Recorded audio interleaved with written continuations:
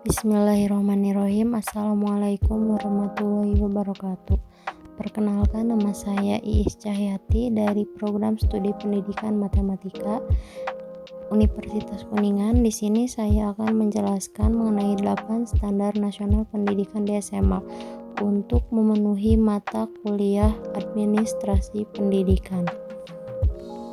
Berlangsung ke materi yang pertama. Menurut PP nomor 57 tahun 2021 pasal 1 ayat 2, standar nasional pendidikan adalah kriteria minimal tentang sistem pendidikan di seluruh wilayah hukum Negara Kesatuan Republik Indonesia. Standar nasional pendidikan merupakan acuan utama yang mengatur tentang standar minimal yang harus terpenuhi dalam pengelolaan sekolah oleh segenap penyelenggara sekolah, yaitu guru dan kepala sekolah.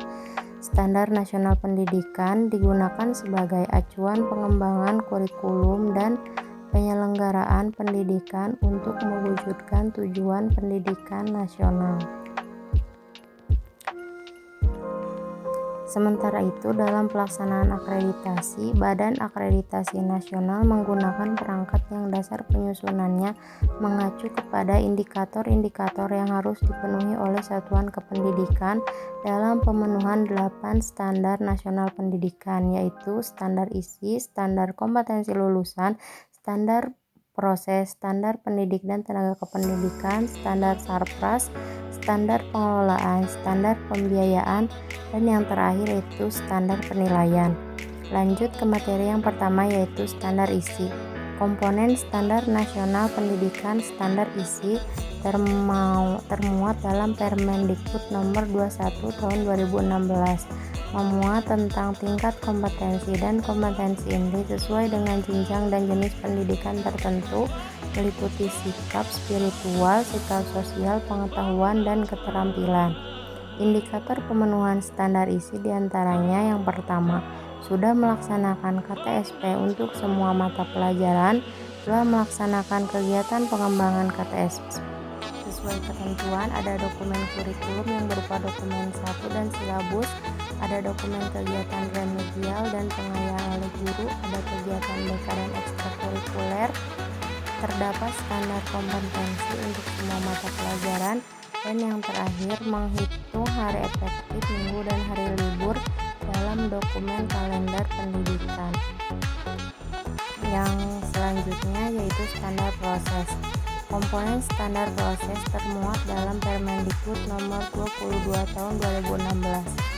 Nah, di mana indikator pemenuhan standar proses ini yang pertama, guru-guru mengembangkan silabus secara mandiri, guru-guru menyusun SPP sebelum mengajar, guru-guru melaksanakan proses pembelajaran sesuai kurikulum, dan yang keempat, kepala sekolah melaksanakan supervisi pembelajaran meliputi perencanaan, pelaksanaan, dan penilaian, dan yang terakhir, kepala sekolah menindaklanjuti hasil supervisi.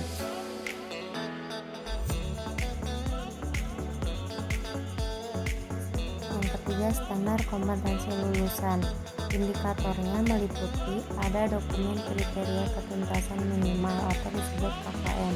Yang kedua, guru mengajar dengan mengutamakan keterlibatan siswa secara aktif dalam proses belajar mengajar. Yang ketiga, guru melaksanakan proses pembelajaran conceptual learning. Yang keempat, menggunakan media pembelajaran lingkungan. Yang kelima, melatih siswa berpikir kritis, kreatif, dan inovatif. Terdapat proses pembelajaran pembiasaan, siswa memperoleh pengalaman di bidang seni dan budaya, siswa dilatih memperoleh pengalaman sikap proaktif, dan siswa diberi pengalaman dalam kehidupan sosial bermasyarakat dan bernegara. Selanjutnya yang keempat yaitu standar pendidik dan tenaga kependidikan. Standar pendidik dan tenaga kependidikan termuat dalam Aturan Nomor 13 Tahun 2007 tentang Kepala Sekolah, Nomor 16 Tahun 2007 tentang Guru, dan Nomor 24 Tahun 2008 tentang Tenaga Administrasi. Adapun indikator pemenuhan standar pendidik dan tenaga kependidikan, yang pertama 75% kualifikasi guru itu minimal S1 atau D4. Yang kedua 75% guru mengajar sesuai latar belakang ijazah. Yang ketiga, kepala sekolah, Wakasek, dan KTU minimal S1 punya tata usaha memadai. Yang kelima, ada tenaga laboran, pustakawan, dan penjaga sekolah yang cukup. Yang keenam, tenaga laboran, pustakawan, dan tenaga administrasi 75% sesuai keahlian pendidikan. Yang ketujuh, pendidik dan tendik 90% berperilaku baik. Yang kedelapan, kepala sekolah memiliki pengalaman sebagai pendidik. Yang kesembilan, memiliki guru BK yang cukup memadai. Dan yang terakhir, kepala sekolah mengadakan supervisi. Yang kelima yaitu standar sarana dan prasarana.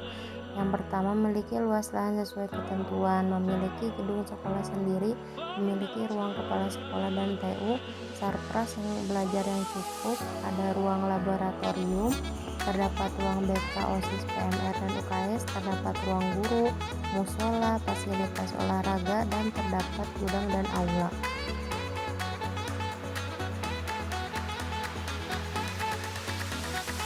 Selanjutnya yang keenam, standar pengelolaan, di mana yang pertama indikatornya terdapat rumusan visi misi sekolah, memiliki program kerja menengah dan program kerja tahunan, dan memiliki dokumen pengelolaan 8 standar nasional pendidikan, memiliki struktur organisasi sekolah, ada program pemberdayaan pendidik dan tenaga kependidikan, terdapat dokumen pengelolaan pembiayaan, ada dokumen pengelolaan sarpras, terdapat aturan untuk menciptakan data tertib, ada dokumen pengelolaan pembelajaran, dan yang terakhir ada dokumen supervisi guru.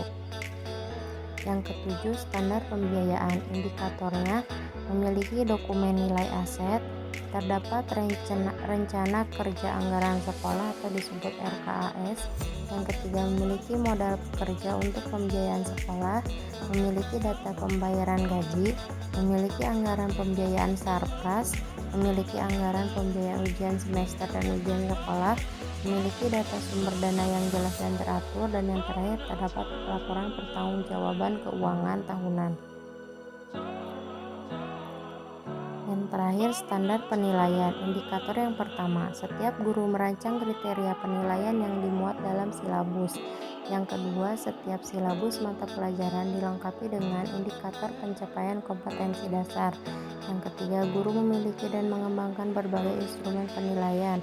Setiap mata pelajaran dilengkapi dengan pedoman penilaian sesuai bentuk dan tekniknya. Guru memiliki dokumen hasil penilaian. Guru menganalisis hasil penilaian untuk kegiatan perbaikan. Setiap mata pelajaran ditetapkan KKM-nya. Sekolah memiliki program evaluasi semester dan ujian akhir. Sekolah memiliki dokumen hasil ujian 2 tahun terakhir, dan sekolah memiliki dokumen penerbitan raport SKUN dan ijazah 2 tahun terakhir. Selanjutnya yaitu alur mekanisme akreditasi. Yang pertama, penetapan sasaran sekolah, di mana Badan Akreditasi Nasional menetapkan jumlah sasaran dan daftar satuan pendidikan yang akan diakreditasi berdasarkan database Badan Akreditasi Nasional Sekolah. Kemudian validasi tersebut untuk memastikan sekolah sudah memenuhi semua syarat dan dikoordinasikan dengan Dinas Pendidikan Provinsi dan kantor wilayah kementerian. Nah, yang kedua, sosialisasi dan penyampaian perangkat akreditasi disampaikan kepada sekolah melalui BAP sekolah, distrik, dan kanwil. Selanjutnya yang ketiga itu pengisian dan pengiriman instrumen akreditasi, di mana mengunduh dan mempelajari dokumen perangkat akreditasi melalui aplikasi Sispena. Yang keempat, penetapan kelayakan sekolah dan penugasan asesor. BAP sekolah mengunduh dan mengevaluasi hasil isian akreditasi sekolah untuk menentukan kelayakan sekolah yang akan diakreditasi. Dan yang kelima, visitasi ke sekolah. Visitasi adalah kegiatan verifikasi dan klarifikasi isian instrumen akreditasi, pengumpulan data dan informasi pendukung yang mengacu pada petunjuk teknis pengisian instrumen akreditasi, serta observasi kegiatan pembelajaran di kelas. Yang keenam, validasi proses dan hasil visitasi. untuk menjamin proses dan hasil akreditasi kredibel dan dapat dipertanggungjawabkan. Yang ketujuh, verifikasi hasil validasi dan penyusunan rekomendasi. Yang kedelapan, penetapan hasil dan rekomendasi akreditasi dan ditetapkan melalui rapat pleno BAP sekolah yang dihadiri oleh Badan Akreditasi Nasional yang dituangkan dalam surat keputusan. Nah, untuk pihak terkait guna ditindaklanjuti dalam perencanaan. Sekian presentasi dari saya, kurang dan lebihnya mohon maaf. Ditutup wabillahi taufiq wal hidayah. Wassalamualaikum warahmatullahi wabarakatuh.